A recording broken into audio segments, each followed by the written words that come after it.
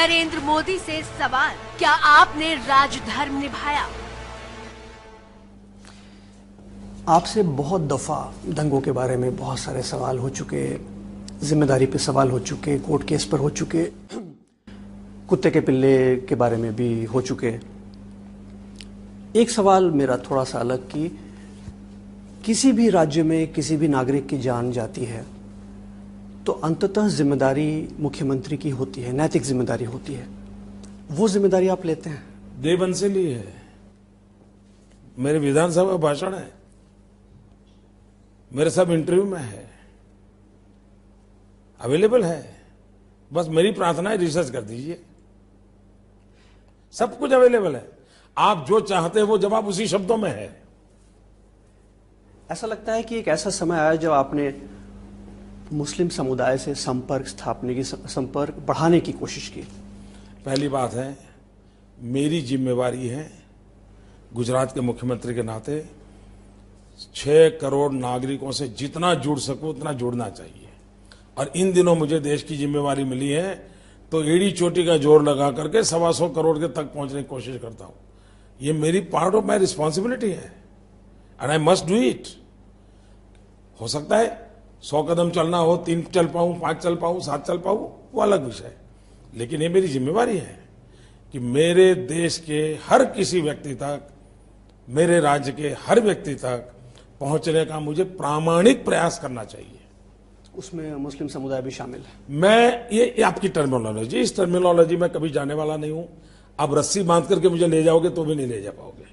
मैं मेरे देशवासियों को मिलूंगा। मैं एक ही भाषा समझता हूं, ये मेरे भारतवासी हैं, ये मेरे भाई हैं। ये आप जिस कलर से देखना है आपकी मर्जी, मोदी उस कलर में जाने वाला नहीं है। ये काम कल मुझे चुनाव हार जाओ तो हार जाओ, मुझे कोई प्रॉब्लम नहीं। लेकिन देश को तबाह कर दिया इस भाषा ने, बर्बाद कर दिया है आप लोगों ने सोच ने। उस सोच को मैं कभी भी ओन नहीं करूंगा। और आप मेहरबानी करके मेरी स्वतंत्रता पर इस प्रकार से हमले करना बंद कर दीजिए। मोदी जी, जब 2002 के दंगों की बात आती है और हमेशा आपसे ये अपेक्षा होती है और आप इसका कई बार, सैकड़ों बार जवाब दे चुके हैं कि मैं उसके बारे में उस वक्त बोल चुका हूं जो मुझे बोलना है 2002 में। सब कुछ बोलता हूं, ऐसा नहीं, झूठ बोल रहे हैं आप, मेहरबानी कीजिए, ये भाषा ठीक नहीं आपकी। मैं 2007 तक हर व्यक्ति को हर सवाल का हर समय जवाब दिया है। प्रिंट मीडिया में पढ़ा है, इलेक्ट्रॉनिक मीडिया पढ़ा है। आप लोग इसको रिसर्च कीजिए। आपको बुरा लगे, भला लगे, और आप चाहो कि मैं आपसे दब जाऊं तो होने वाला नहीं है। आप चाहो मुझे नोच लो, नहीं कर पाओगे, नहीं कर पाओगे। हां, 2007 में जब दोबारा यूपीए बना और उन्होंने षड्यंत्र करके कोर्ट कचहरियों में सुप्रीम कोर्ट तक मुझे घसीट के, फिर मुझे लगा कि अब मुझे कुछ नहीं बोलना चाहिए क्योंकि सुप्रीम कोर्ट को इन्फ्लुएंस नहीं होना चाहिए, सुप्रीम कोर्ट को स्वतंत्र करना चाहिए। आज तक हिंदुस्तान के किसी मुख्यमंत्री को 9 घंटे किसी पुलिस वाले ने ग्रिल किया है? ये मुख्यमंत्री है जिसको 9 घंटे तक पुलिस अफसरों ने ग्रिल किया था, सुप्रीम कोर्ट के कहने पर किया था, और सुप्रीम कोर्ट ने उसको वीडियो रिकॉर्डिंग करके देखा था। ये सब कसौटियों से निकला हूं और आगे भी हर कसौटी के लिए तैयार हूं। लेकिन झूठ और राजनीतिक इरादों को सरेंडर कोई करे तो मोदी होने वाला नहीं है। मैं ये पूछ रहा था कि आपको क्या लगता है, आपसे जो मांग की जाती है वो सिर्फ पॉलिटिकली मोटिवेटेड है? वो आप पूछने वाले तय करो, आप किसका एजेंडा लेके आए हो। अगला सवाल। नरेंद्र मोदी से सवाल, अच्छे दिन कैसे आएंगे? मैंने मैनिफेस्टो पढ़ा आपकी पार्टी का। बहुत सारे दावे हैं, वादे हैं। जो नहीं है वो ये है कि ये कब होगा और कैसे होगा। अरे मेहरबान, हर जगह पे एक्सपायरी डेट लिखी होती है क्या? 5 साल के लिए मैनिफेस्टो होता है, 5 साल के लिए सरकार बनती है, 5 साल के अंदर उस काम को करना होता है। कुछ काम होते हैं आरंभ कर देने होते हैं, कुछ काम होते हैं 5 साल में पूरे भी कर देने होते हैं। बड़ा साफ होता है जी। मैनिफेस्टो 21वीं सदी की पूर्णाहुति के लिए नहीं होता है जी, एक सरकार के कार्यकाल के लिए होता है। आपकी पार्टी काले धन पे बहुत बात करती है। लेकिन जो स्वर आते हैं, जैसे बाबा रामदेव ने कहा कि अगर काला धन आ गया तो टैक्स नहीं देना पड़ेगा। राम जेठमलानी हालांकि आपकी पार्टी में नहीं है, लेकिन उन्होंने कहा कि अगर काला धन आ गया तो हर हिंदुस्तानी को एक मारुति कार मिल जाएगी। क्या वाकई काला धन है? क्या वाकई उसको विदेश से लाया जा सकता है? या ऐसा तो नहीं कि आप ऐसी उम्मीद जगा रहे हैं जो पूरी ना हो? एक बात तो सारे देश में चर्चा है कि भाई विदेशी बैंकों में हिंदुस्तान का पैसा है, और बाय एंड लार्ज उसमें कोई डिस्प्यूट नहीं है। अब ये जानकारियां सरकार के पास हैं, हम सरकार में नहीं हैं। जो सरकार में है वो इसका जवाब देते नहीं है।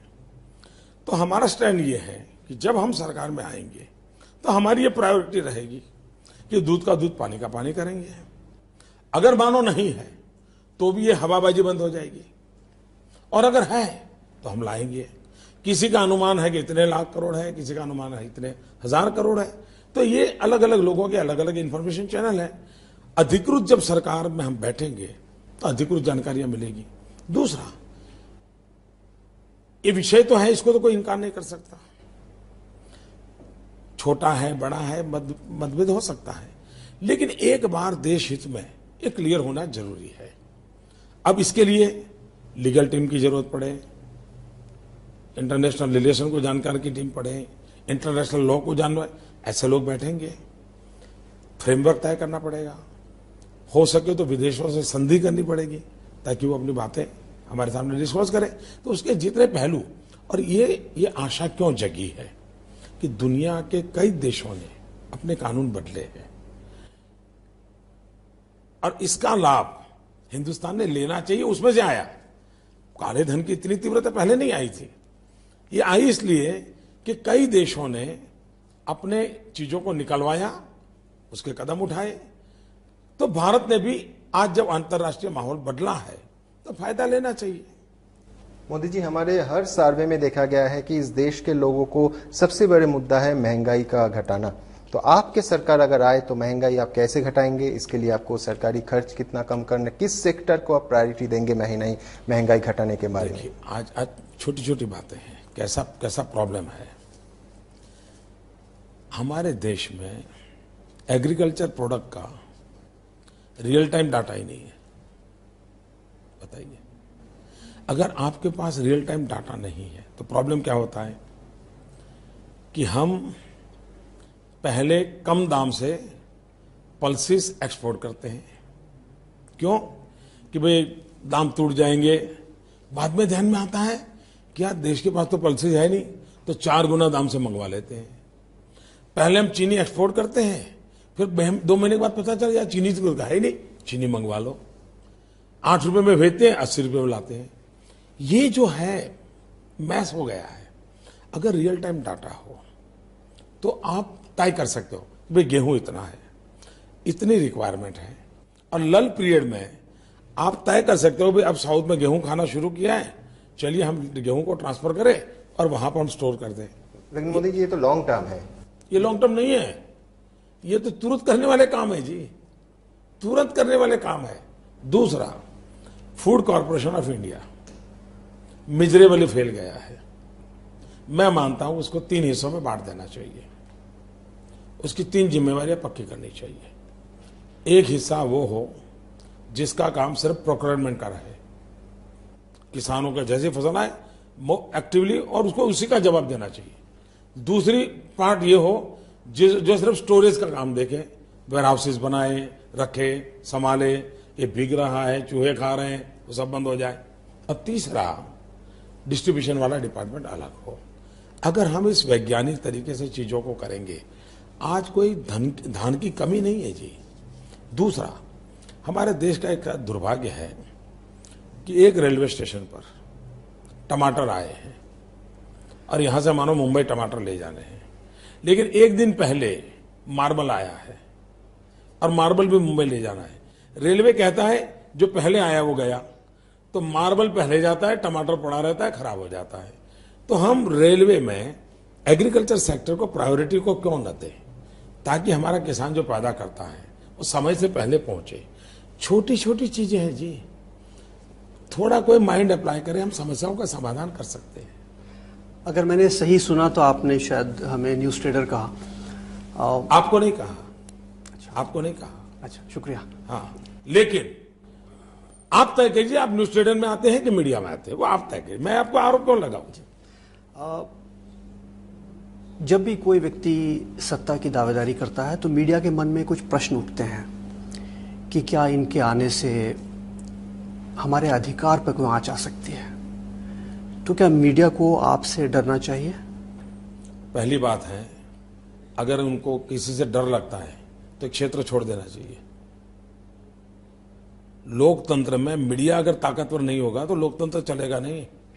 और ऐसा डरपोक मीडिया देश को नहीं चाहिए, भाग जाने वाला नहीं चाहिए मीडिया। मजबूत मीडिया चाहिए, डट करके खड़ा रहे, कितना ही बड़ा तिस्मार खा के राजनेता आया हो तो भी खड़ा रहे, ऐसा मीडिया चाहिए। भागने वाली बात मत करो भाई, और भागते हो तो मुझे कहना मैं मदद करूंगा, बचाऊंगा। नहीं, लेकिन मीडिया तो डरेगा। अगर मीडिया को न्यूज़ ट्रेडर का ठप्पा मार के अगर देश का एक बड़ा नेता उसको अगर बाजू कर दे, again again again verify.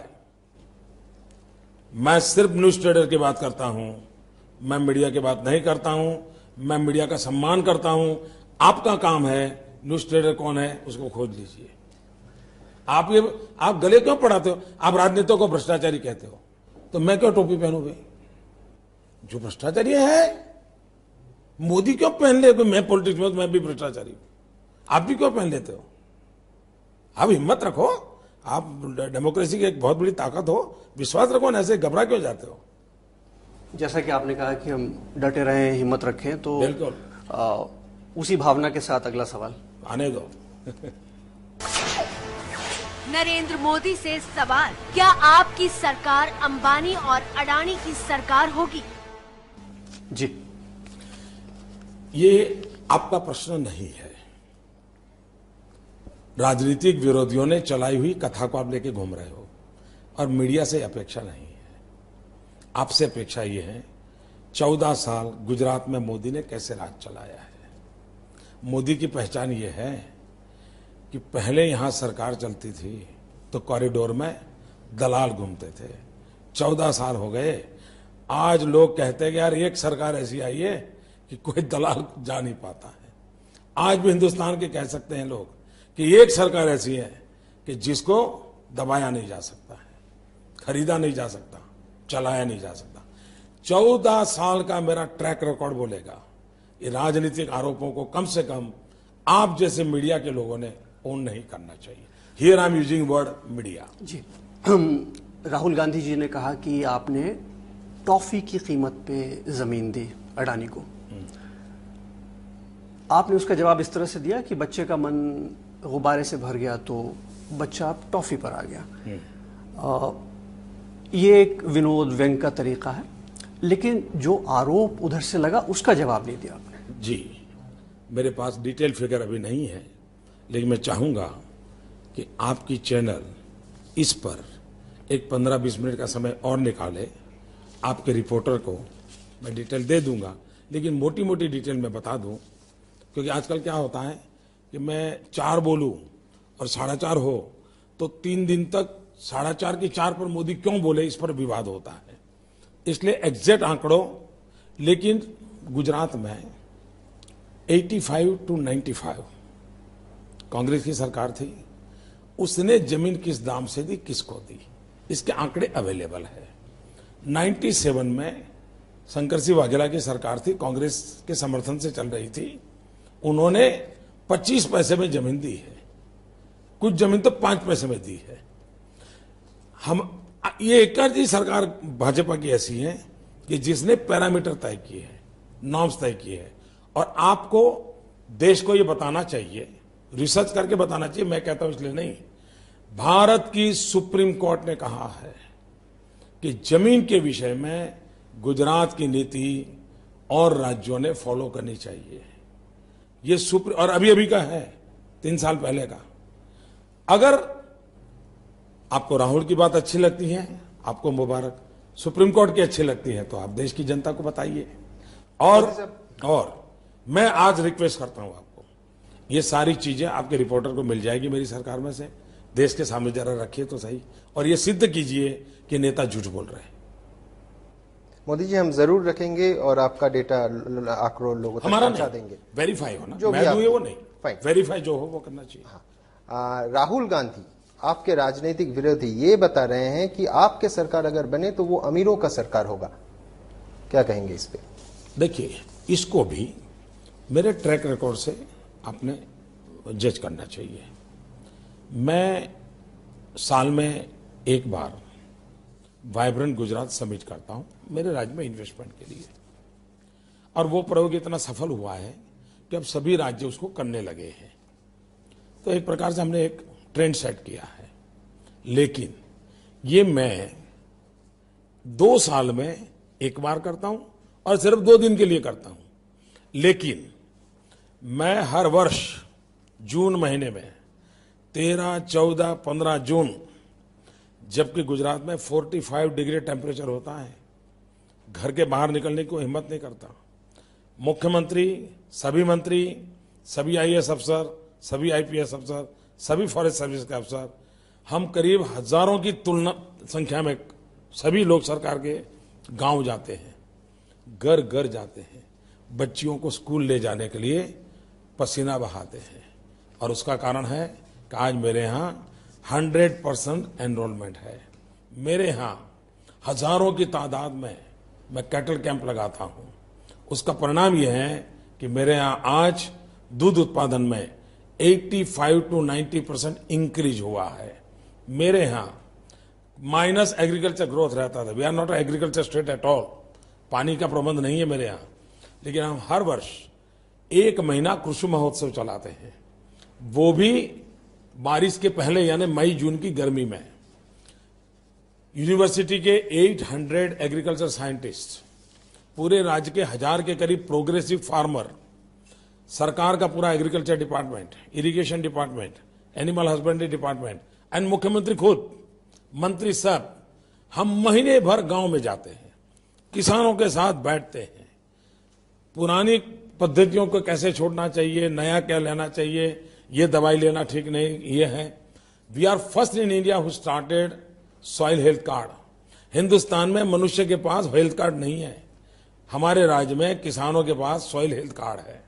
Soil health के कारण उसको पता चलता है उसकी जमीन में क्या कमियां हैं, उसकी जमीन किस क्रॉप के लिए अनुकूल है। उसका परिणाम ये हुआ है कि हिंदुस्तान का एग्रीकल्चर ग्रोथ 2.5% से आगे नहीं जा पा रहा है। गुजरात, जो कि कभी एग्रीकल्चर स्टेट नहीं था, आज पूरे 10 साल का एवरेज 10% प्लस है एग्रीकल्चर का। ये सारे कामों को आप अमीरों का काम कहते हो क्या? Number 2, small scale industry, medium and small scale industries. Medium and small scale industries हमारे देश में 19% ग्रोथ है, गुजरात का 85% ग्रोथ है। ये अमीरों का काम है क्या? गुजरात में जब हम आए 11 यूनिवर्सिटी थी, आज 43 यूनिवर्सिटीज है। क्या आप इसको अमीरों का काम कहते हैं क्या? गुजरात में जब मैं आया तब इंजीनियरिंग कॉलेज के लिए 13,000 सीटें थी, आज 1,13,000 है। क्या ये अमीरों का काम हो रहा है क्या? मैं जब गुजरात में आया तब मेरे यहाँ कॉटन ग्रोवर कॉटन पैदा करते थे, 23 लाख बेल मेरे यहाँ प्रोडक्ट होता है, आज 1,23 लाख बेल्स कॉटन पैदा होता है। क्या ये अमीरों का काम है क्या? तो ये राजनीति बंद होनी चाहिए, ये झूठ के गुब्बारे बंद होने चाहिए, और टॉफी बेचने वालों को देश स्वीकार नहीं करेगा। नरेंद्र मोदी के साथ घोषणा पत्र में आगे देखेंगे। इस पर मतभेद है लगता है पार्टी में कि रॉबर्ट वाड्रा पर कार्रवाई होगी या नहीं होगी। ये मैं समझता हूं कि बहुत ही गंदा सवाल है, बहुत गंदा सवाल है। एक तरफ देखें तो कोई कानून से परे नहीं है।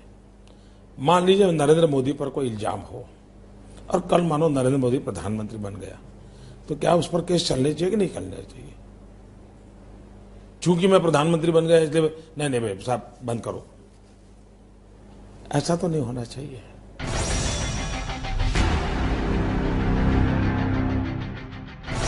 नरेंद्र मोदी के साथ घोषणा पत्र में अब तक आपने देखा जब 2002 के दंगों की बात आती है और हमेशा आपसे ये अपेक्षा होती है और आप इसका कई बार सैकड़ों बार जवाब दे चुके हैं कि मैं उसके बारे में उस वक्त बोल चुका हूं जो मुझे बोलना है 2002 में। सब कुछ बोलता हूं, ऐसा नहीं, झूठ बोल रहे हैं आप, मेहरबानी कीजिए, ये भाषा ठीक नहीं है आपकी।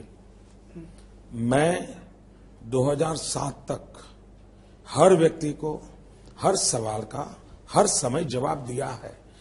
प्रिंट मीडिया में पढ़ा है, इलेक्ट्रॉनिक मीडिया पढ़ा है।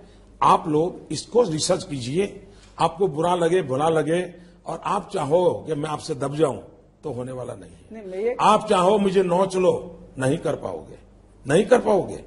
हां, 2007 में जब दोबारा यूपीए बना और उन्होंने षड्यंत्र करके कोर्ट कचहरियों में सुप्रीम कोर्ट तक मुझे घसीट के, फिर मुझे लगा कि अब मुझे कुछ नहीं बोलना चाहिए क्योंकि सुप्रीम कोर्ट को इन्फ्लुएंस नहीं होना चाहिए, सुप्रीम कोर्ट को स्वतंत्र करना चाहिए। आज तक हिंदुस्तान के किसी मुख्यमंत्री को 9 घंटे किसी पुलिस वाले ने ग्रिल किया है? ये मुख्यमंत्री है जिसको 9 घंटे तक पुलिस अफसरों ने ग्रिल किया था, सुप्रीम कोर्ट के कहने पर किया था और सुप्रीम कोर्ट ने उसको वीडियो रिकॉर्डिंग करके देखा था। ये सब कसौटियों से निकला हूं और आगे भी हर कसौटी के लिए तैयार हूं। लेकिन झूठ और राजनीतिक इरादों को सरेंडर कोई करे तो मोदी होने वाला नहीं है। एक सवाल आपकी छवि के बारे में। देश में जो लोग आपको पसंद करते हैं वो इतना पसंद करते हैं कि आपके चेहरे का मुखौटा लगाकर सामने आते हैं। जो पसंद नहीं करते वो यहां तक कहते हैं कि आपका जो चेहरा है वो खुद एक मुखौटा है, जो आपका चेहरा है वो खुद एक मुखौटा है, ये वो कहते हैं। आप क्या हैं? भगवान ने मुझे अगर शक्ति दी होती खुद को जानने की समझने की तो पता नहीं मैं कहां से कहां पहुंच जाता। और इसलिए मेरे पास ईश्वर ने वो शक्ति नहीं दी है कि मैं खुद को जान पाऊं। आप जैसे मित्रों के माध्यम से ही जानने की कोशिश करता हूं। कभी आपको अच्छा लगता हूं, कभी आपको बुरा लगता हूं, लेकिन सब चीज मेरे सर आंखों पर है। घोर विरोध है तो भी सर आंखों पर है, अतिशय प्रेम है तो भी सर आंखों पर है, विरोध है उसको प्रेम में पलटने की प्रयास करूंगा और जो प्रेम करते हैं लेकिन अंधा करते हैं तो उनको सत्य दिखाने की भी कोशिश करूंगा। दोगली जिंदगी नहीं जीऊंगा, मुखौटा बन करके देश के सामने नहीं रहूंगा, जैसा ही वैसा जीने का कोशिश करूंगा। मोदी जी, आपके ऊपर जो प्रेम करने वाले हैं उससे महाराष्ट्र में एक नया संकट पैदा हो गया है। वो ये कि राज ठाकरे आपको सपोर्ट कर रहे हैं। उनका ये कहना है कि सबसे पहले उन्होंने ये बात कही थी कि नरेंद्र मोदी देश के प्रधानमंत्री होने चाहिए और शुरू से वो ये कहते आए हैं। लेकिन अब जब वो आपको सपोर्ट कर रहे हैं तो आपके पार्टी के वरिष्ठ नेता कहते हैं कि ये बिन बुलाए मेहमान है और इनके सपोर्ट की जरूरत नहीं है, अगर सपोर्ट करना है तो अंदर आके करिए। आप इस सारी चीज को कैसे देखते हैं? जहां तक 16 मई के बाद जब चुनाव नतीजे आएंगे, मेरा पक्का विश्वास है कि सरकार चलाने के लिए कोई भी ऐसे सपोर्ट की जरूरत नहीं पड़ेगी। लेकिन देश चलाने के लिए सबके सपोर्ट की जरूरत रहेगी और मेरा ये मत है कि लोकतंत्र में देश चलाने के लिए राजनीति से ऊपर उठ करके हर किसी का सहयोग लेना चाहिए। सरकार चलाने के लिए जरूरत पड़ने वाली नहीं है, जनता हमें भरपूर देने वाली है, लेकिन देश चलाने के लिए सबका सपोर्ट लेना चाहिए। अगर अमेठी में राहुल जी जीत करके आते हैं, संभावना कम है, और वो लीडर ऑफ द ऑपोजिशन बनते हैं तो उनका भी सहयोग लेना चाहिए, ये मेरा मत है। देश ऐसे नहीं चलता है जी। देश चलाना है, सबको साथ लेकर चलना पड़ता है। सरकार चलाने के लिए ठीक है, जनता ने जो वर्डिक्ट दिया उनको लेकर के चलेंगे। इस पर मतभेद है लगता है पार्टी में कि रॉबर्ट वाड्रा पर कार्रवाई होगी या नहीं होगी। ये मैं समझता हूं कि बहुत ही गंदा सवाल है, बहुत गंदा सवाल है। एक तरफ देखें तो कोई कानून से परे नहीं है। मान लीजिए नरेंद्र मोदी पर कोई इल्जाम हो और कल मानो नरेंद्र मोदी प्रधानमंत्री बन गया, तो क्या उस पर केस चलने चाहिए कि नहीं चलने चाहिए? चूंकि मैं प्रधानमंत्री बन गया इसलिए नहीं भाई साहब बंद करो, ऐसा तो नहीं होना चाहिए। मैं किसी से प्रेरित हूं नहीं, मैं मेरी बात बताता हूं। मैं जिनके लिए आपने पूछा उसका जवाब नहीं दे रहा हूं, इसलिए मिक्सअप मत करना। वो न्यूज ट्रेडर वाला खेल आप तो नहीं करेंगे, मुझे भरोसा है। लेकिन सरकार में मेरा 14 साल का अनुभव मैं बताता हूं। मैंने कभी किसी की फाइल खोली नहीं, किसी की भी नहीं। और मेरा ये मत रहा है कि अगर मैं उसमें उलझ जाता ना तो उसमें घुसता ही चला जाता, मैं कोई अच्छा काम नहीं कर पाता। इसलिए मैंने वो दरवाजे, ये मेरी व्यक्तिगत सोच है, इसको मैं सरकारी सोच के रूप में नहीं बता रहा हूं। तो मैंने अपने आप को इससे अलग कर दिया 14 साल में, और मैंने नए पॉजिटिव इनिशिएटिव पर ही बल दिया। मुझे मालूम तक नहीं होता है, पुराने चीजें होगी, चलती होगी, वो सरकार जाने, सरकार का काम जाने। हम 5 साल के लिए आते हैं, 5 साल में ये कूड़ा कचरा लेके घूमते रहेंगे कि कुछ अच्छा करेंगे? तो व्यक्तिगत मेरा मत है कि मेरी शक्ति ये कूड़े कचरे में न जाए, ये मेरा मत है। मेरी शक्ति सकारात्मक कामों में जाए, अच्छा करने में जाए। वरना 5 साल बहुत कम समय होता है जी, इसी में हम उलझे रहेंगे तो देश का भला क्या करेंगे? बाकी कानून का काम करता है, वो करता रहे। ये सवाल इसलिए उठा, ये सवाल मैं आपसे इसलिए पूछ रहा हूं कि आपकी पार्टी की ही आवाज थी कि जमाई बाबू जेल जाएंगे, इसीलिए हमने सवाल पूछा। देखिए, आपने सवाल गलत पूछा, अच्छा बुरा किया, मेरा मुद्दा नहीं है। हर गली मोहल्ले की चीजें हम इकट्ठी करके कि वो सारा जवाब मुझे देना पड़े, ऐसा करोगे तो कैसे चलेगा भाई? मेरी पार्टी का ऑफिशियल स्टैंड है, वही हम तो रिफ्लेक्ट करेंगे। एक बड़ा राष्ट्रीय प्रश्न, नरेंद्र मोदी से सवाल, कश्मीर का क्या हल है? क्या ये सही है कि आपकी तरफ से कोई पहल हुई थी एक अलगाववादी से बात करने की? मैं तो सुन करके मेरे तो हैरानी हुई ये कहां से आया। खैर आज तो शायद मैंने मालूम नहीं, मैंने मीडिया देखा नहीं, बोले क्लियर हो गया, किसी ने कह दिया कि नहीं हम कोई मोदी के दूत नहीं था, मुझे नाम भी मालूम नहीं है जी। एक कोई ऐसे ही चलती है गपोड़बाजी। पाकिस्तान के बारे में आपकी पार्टी आरोप लगाती है यूपीए पर कि कमजोर रवैया है पाकिस्तान के प्रति। आपकी नजर में मजबूत रवैये की परिभाषा क्या है? पहली बात यह है, हम लोग देश को ऐसे चलाएं, देश को ऐसा बनाएं ताकि कोई हमें आंख न दिखाए और हमें भी दुनिया के सामने आंख दिखा करके व्यवहार नहीं कर सकते। आंख दिखा करके भी दुनिया नहीं चल सकती, आंख झुका करके भी नहीं चल सकती। बात आंख मिला के होनी चाहिए, और वो अंतर्राष्ट्रीय संबंधों में एक रेसिप्रोसी होती है, वही उत्तम तरीका होता है। इसी से जुड़ा एक और सवाल, नरेंद्र मोदी से सवाल, क्या आप अमेरिका जाएंगे? सवाल ये कि आप अमेरिका जाएंगे अगर प्रधानमंत्री बनते हैं तो? ये बड़ा लोडेड सवाल है जी लोडेड सवाल है। देश की जनता ने मुझे देश का काम करने के लिए चुना है। नरेंद्र मोदी के साथ घोषणा पत्र में आगे देखेंगे। राम मंदिर, यूनिफॉर्म सिविल कोड लंबे समय से रहा है पार्टी का एजेंडा, वो कभी पूरा नहीं हुआ जिस तरह से वादा किया गया। आपकी छवि तेज तर्रार नेता की है, क्या आप वाकई पूरा भी कर सकते हैं इसे? देश तेज तर्रारी से नहीं चलता है जी, देश संविधान से चलता है।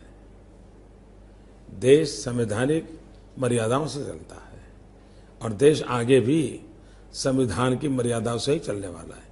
तेज तर्रार वगैरह जो है वो चुनाव के लिए होता है, देश चलाने के लिए नहीं होता है।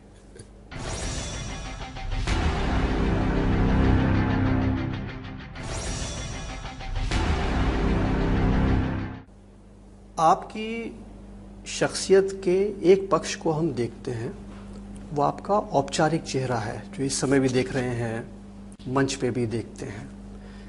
इसके अलावा भी तो एक नरेंद्र मोदी होंगे। अब 10 बजे से ज़्यादा हो गया इस वक्त। आधिकारिक और राजनीतिक कार्य जब समाप्त होता है तो नरेंद्र मोदी क्या करते हैं? मेरा कोई कार्यकाल समाप्त तो होता ही नहीं है। मैं बहुत वर्कोहलिक हूं और सोने का समय या खाने का समय इतना छोड़ दूं, जो मैं खुद के लिए ईश्वर ने जो व्यवस्था की है तो मुझे उपयोग करना पड़ता है। बाकी सारा समय मैं और मेरा गुजरात, लोगों के काम, इसी में लगा रहता हूं जी। देखिए आज मैं अभी आया एयरपोर्ट से, पूरे दिन भर मैं छत्तीसगढ़ था, महाराष्ट्र था, मेरी 3D सभा थी, लेकिन जब मैं जलगांव से निकला तो पता चला कि बड़ी आंधी आई है।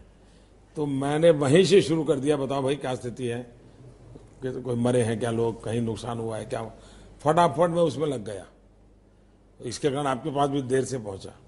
तो मैं चैन से बैठ नहीं सकता हूं। मेरा मन ऐसे में ब्रह्मांड हो चुका है। यही मेरी जनता ही मेरा भगवान है।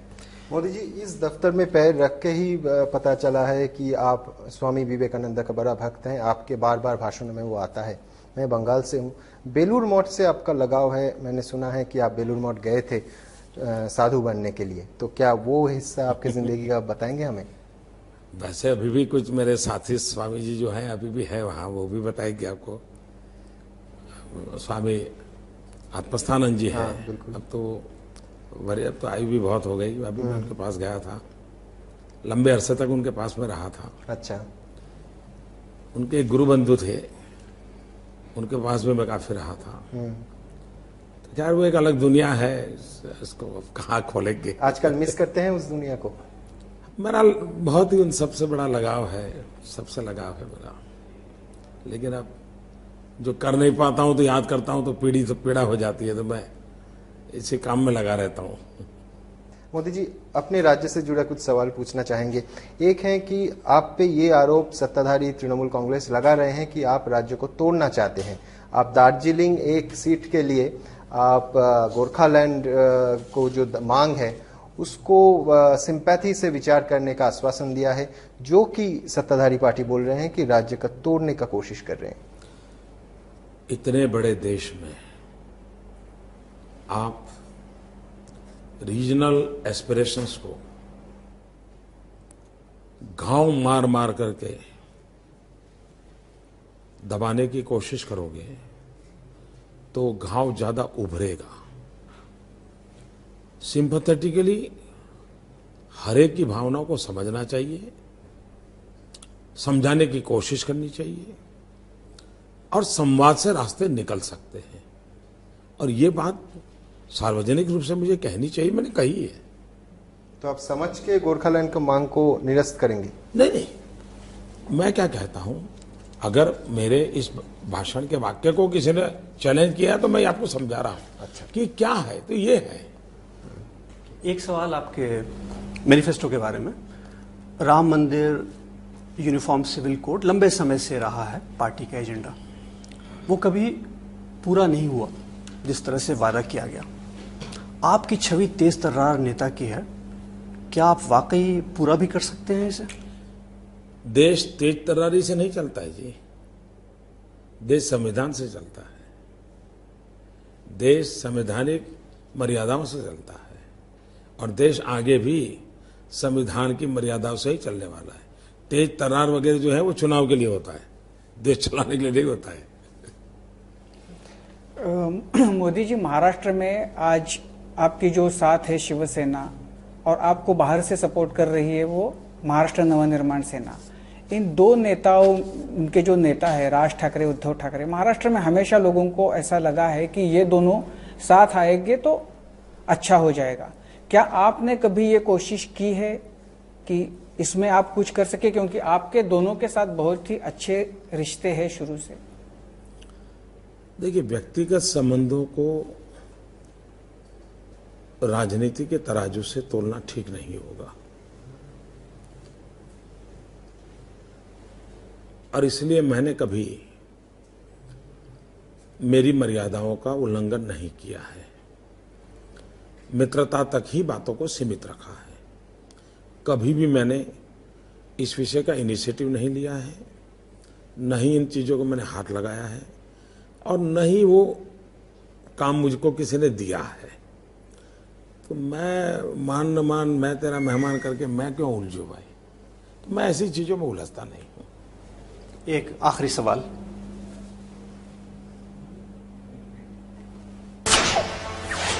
नरेंद्र मोदी से सवाल, क्या आपके समर्थन में बॉलीवुड बट गया है? क्या ऐसा ही है? मेरा बॉलीवुड से बहुत कम परिचय है जी। मैं उस पूरी दुनिया को जानता ही नहीं हूँ।